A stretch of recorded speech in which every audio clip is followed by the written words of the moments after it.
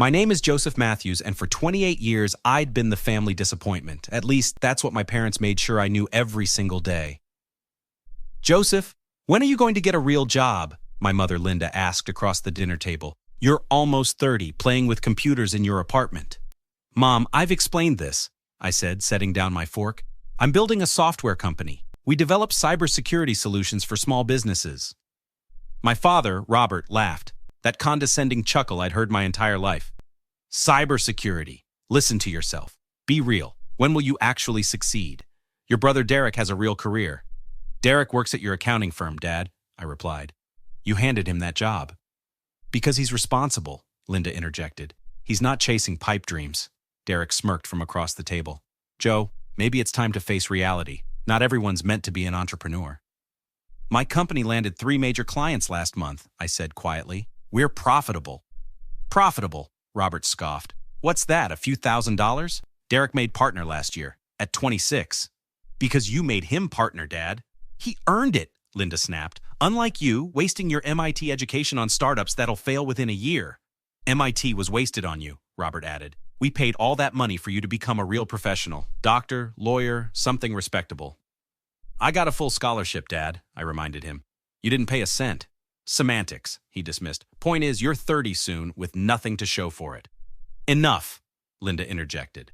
We invited you to dinner to discuss something important. Your grandmother's house. We're selling it. The money will help Derek expand his portfolio. I stared at them. Grandma Rose left that house to both of us. Derek needs it more, Robert said flatly. You're not doing anything with your life anyway. What would you do with inheritance money? Waste it on more computer nonsense? That's not how inheritance works, I argued. The will gives us executor authority, Derek added smugly. Technically, we can distribute assets as we see fit. That's not what Grandma wanted, I protested. Your grandmother was 93 and confused, Linda said coldly. We're your parents. We know what's best. The decision is made. This is theft, I said quietly. Robert's fist hit the table. Watch your mouth. Everything we've done has been for this family. If you'd contributed anything, maybe you'd have a say. I left that dinner with my jaw clenched. This wasn't new. My entire life had been like this. Every achievement dismissed, every milestone mocked. When I graduated MIT with honors, they asked why I hadn't gone to Harvard like they'd wanted. When I got my first programming job, they asked why I wasn't a lawyer. When I started my company, SecureNet Solutions, they laughed. 2 months later, everything changed. Joseph Matthews? The voice on the phone asked. Speaking, I replied, working at my standing desk. This is David Chen from Titanium Ventures. We've been following SecureNet Solutions. We'd like to discuss a Series A funding round, potentially $15 million. My hands froze on the keyboard. I'm sorry, could you repeat that? $15 million, Mr. Matthews. Your cybersecurity platform is exactly what the market needs. The corporate espionage prevention tools alone could revolutionize the industry. Are you available to meet? That meeting led to another, then another. Within weeks, we closed a $20 million Series A round at a $50 million valuation. My computer nonsense was suddenly worth more than my father's entire accounting firm. I called my parents, stupidly hoping they'd finally be proud. Mom, I have news, I said. SecureNet just raised $20 million in funding. Silence. Then, $20 million? Yes, the company's valued at $50 million. More silence. Joseph, we need to talk. Come to dinner Sunday. That Sunday dinner felt different. My mother actually smiled when I arrived. Joseph! Linda exclaimed, hugging me. Something she hadn't done in years. Come in, we're so proud of you. Robert shook my hand firmly. Son, I always knew you had it in you. All those years we were just pushing you to be your best. Derek sat silently, jaw tight. Right, I said slowly. Thanks, I guess. We've been talking, Robert continued, settling into his chair. About your company. Family should stick together. We want to help. Help how? I asked. Linda reached across the table, patting my hand. We've always supported you, Joseph, even when you couldn't see it. We're your parents. We invested in you emotionally all these years. You literally told me I'd never succeed 2 months ago, I said. Don't be dramatic, Robert replied. We pushed you to excel. That's what good parents do.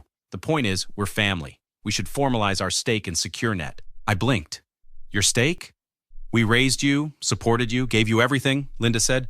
Morally, we're entitled to share in your success. It's only fair. You want money, I said flatly. We want what's fair, Robert countered.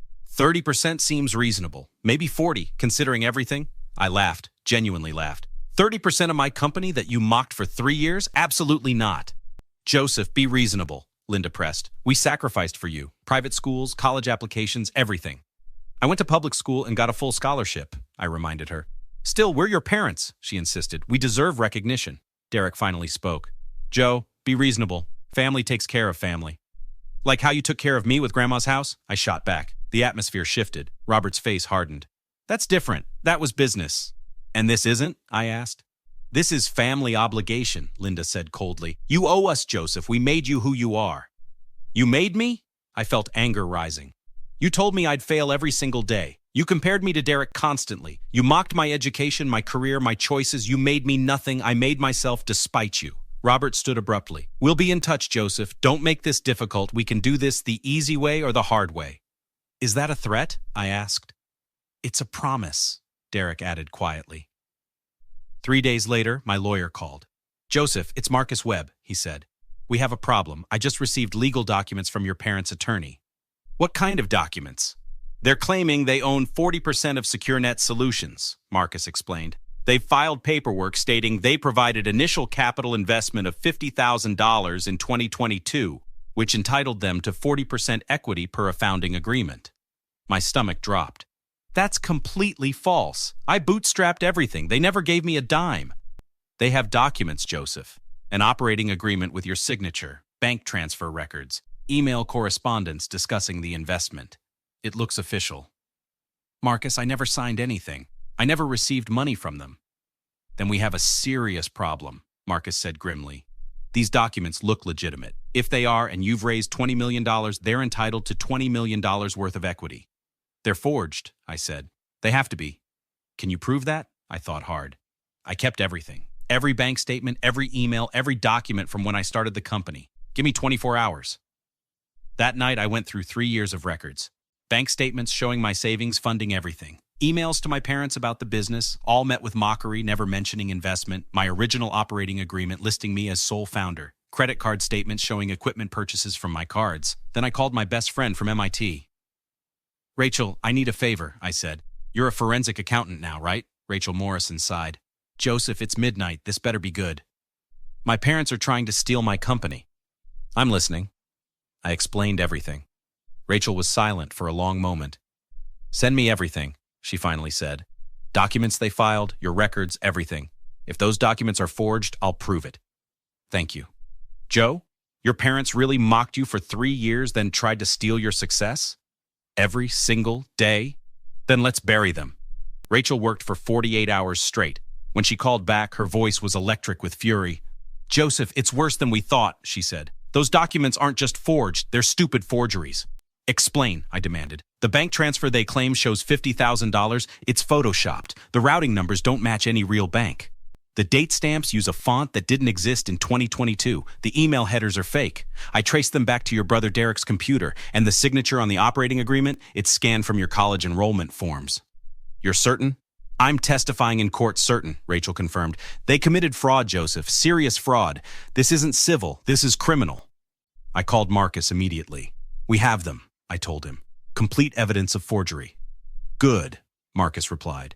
I've already contacted the district attorney's office. They're very interested in investment fraud cases, especially ones involving this much money. Can you get your parents and brother together? I can do better than that, I said.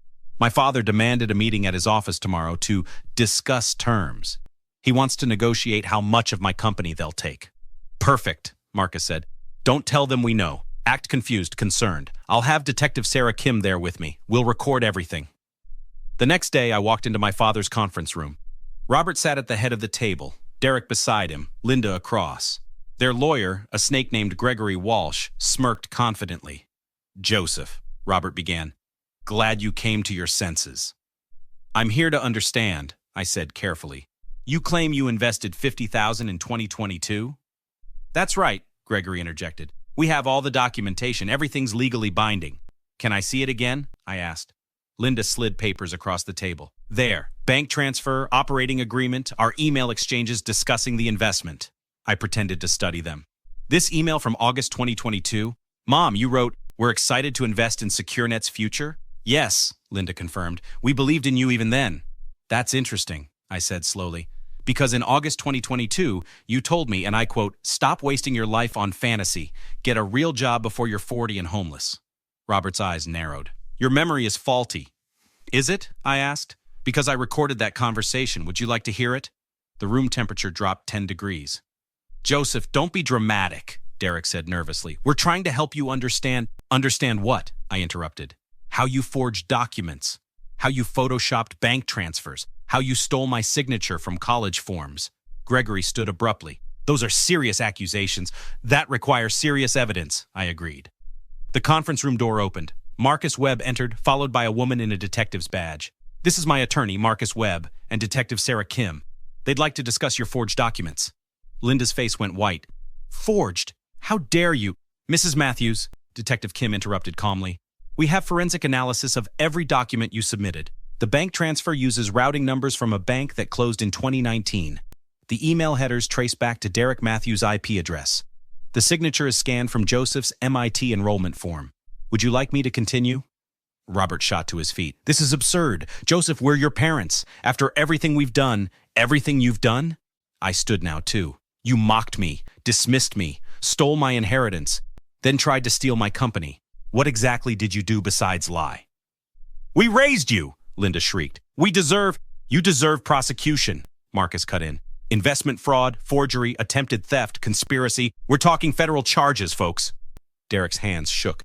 "Dad, you said this would work. You said Joe would never fight back because he's too soft." "Shut up!" Robert roared. Detective Kim smiled.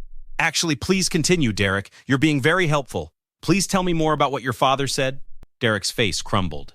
He said Joseph always backs down, that we could push him around like we always have, that he'd give us anything to avoid confrontation. "Interesting," the detective noted. "So this was premeditated fraud with full knowledge of its illegality?" Gregory Walsh was already backing toward the door. "I had no knowledge this documentation was falsified. I'm withdrawing as counsel immediately."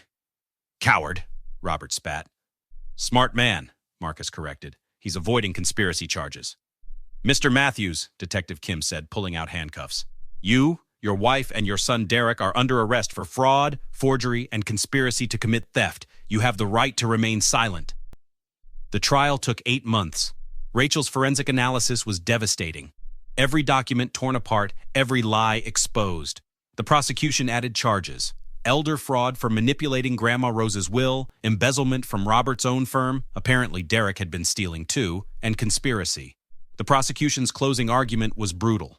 The defendants didn't just commit fraud, the attorney stated. They psychologically abused their son for years, then attempted to steal the fruits of his success when their abuse failed to break him. This isn't a family dispute. This is predatory behavior. My parents' attorney tried everything. They claimed I was ungrateful, that families don't prosecute families, that they'd just made a mistake. "A mistake?" the prosecutor countered. "They forged documents, created false bank records, and conspired to steal $20 million. That's not a mistake. That's a crime spree." The jury deliberated for 3 hours. Guilty on all counts. Robert got 7 years in federal prison. Linda got 5. Derek, who'd cooperated partially, got 3 years and permanent disbarment from accounting. The judge's words still echo. "You didn't just forge documents. You tried to steal your son's life work after years of psychological abuse. You taught him he'd never succeed, then tried to rob him when he proved you wrong. You're not victims. You're predators who targeted your own child." I sat in the gallery as they were led away. My mother looked at me one last time, tears streaming down her face. "Joseph, please," she whispered. "We're family. Forgive us. We made mistakes." I looked her dead in the eye. "You taught me that family is earned, not given. You earned nothing but this." "We're still your parents," Robert called out, handcuffs clinking. "We'll always be your parents." "No," I said quietly. "Parents support their children. Parents believe in them. You were just people I had the misfortune of being related to." 6 months later, SecureNet Solutions went public. Valuation, $300 million. My personal stake, worth $120 million. I bought Grandma Rose's house, the one they'd tried to sell. Turned it into a scholarship fund for first-generation college students studying computer science, students whose families don't believe in them, students like I was. The scholarship's first recipient was a young woman named Maria, whose parents told her coding wasn't for girls. She cried when I told her she'd won. "Why me?" she asked. "Because someone once told me I'd never succeed," I replied, "and I want to make sure nobody else has to prove people wrong alone. The irony isn't lost on me. They spent my entire life asking when I'd actually succeed. Turns out I succeeded the moment I stopped caring what they thought.